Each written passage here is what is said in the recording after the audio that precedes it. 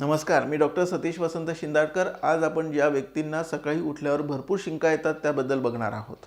अनेक व्यक्तींना फक्त हिवाळा आणि पावसाळा या ऋतूमध्ये सर्दी, कफ, खोकला, शिंका यांचा त्रास होत असतो। काहींना तर वर्षभर सर्दीचा त्रास होत असतो।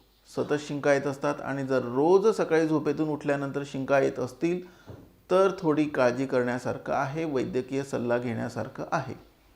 नेहमी शिंका येणं, तसेच सकाळी उठल्यानंतर लगेच शिंका येणं किंवा सातत्याने सर्दी असणं, ॲलर्जी असणं याकडे दुर्लक्ष करणं हे पुढे मोठ्या आजाराला निमंत्रण असू शकतं। साधारणतः वारंवार शिंका येण्याचं कारण हे रोगप्रतिकारक क्षमता कमी असणं असं मानलं जातं। वास्तविकतः नाकामध्ये जी एक पातळ श्लेष्मिक त्वचा असते त्या त्वचेवर असणाऱ्या पेशी आणि ऊती ह्या अतिशय संवेदनशील असतात। ज्या वेळेला त्यांच्यासोबत धूलिकण, परागकण, उत्तेजित गंध किंवा एखाद्या वस्तूचा संपर्क येतो तेव्हा शिंका येणं सुरू होतं। याशिवाय कधीकधी शिंक येण्याचं कारण हे धूळ, बुरशी, तीव्र प्रकाश, तीव्र वास, मसालेदार पदार्थ, सामान्य सर्दी, एखाद्या गोष्टीची ॲलर्जी इत्यादी देखील असू शकतं। प्रामुख्याने घरातील धूळ, पाळीव प्राण्यांचे केस आणि फंगल किंवा बॅक्टेरियल गोष्टींमुळे सुद्धा शिंका येत असतात। अशा व्यक्तींना अंथरुणातील उषा, चादरी यामुळे सुद्धा ॲलर्जी होत असते आणि शिंका येतात।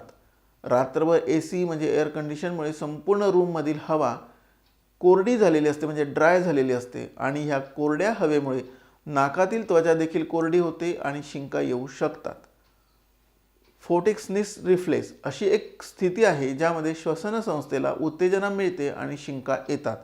यामध्ये सूर्याशी संपर्क आल्यानंतर म्हणजे सूर्यकिरणांशी संपर्क आल्यानंतर ही समस्या निर्माण होत असते।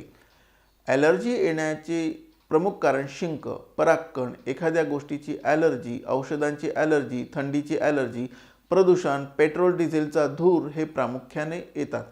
अशा प्रकारे ज्या व्यक्तींना सकाळी उठल्यानंतर भरपूर शिंका येत असतील त्यांनी सर्वप्रथम आपली रोगप्रतिकारक शक्ती वाढवण्यासाठी प्रयत्न करावा आणि आहार विहार उत्तम असेल तर रोगप्रतिकारक शक्ती निश्चितच वाढते। ज्या व्यक्तींना नेहमी सर्दी असते त्यांनी वैद्यकीय सल्ल्याने औषधी घ्याव्यात, नियमित थोडे थोडे गरम पाणी प्यावे, नाकाला आतून गाईचं तूप किंवा खोबरेल तेल लावावं म्हणजे नाकाच्या आतील श्लेष्मल त्वचेला स्निग्ध ठेवावं। तसेच अणुतेल, पंचेंद्रिय वर्धन तेल याचे नस्य करावे।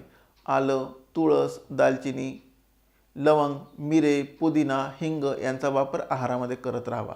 तसेच मध हे सुद्धा ॲलर्जी कमी करण्यासाठी, कफदोष कमी करण्यासाठी उत्तम असतं।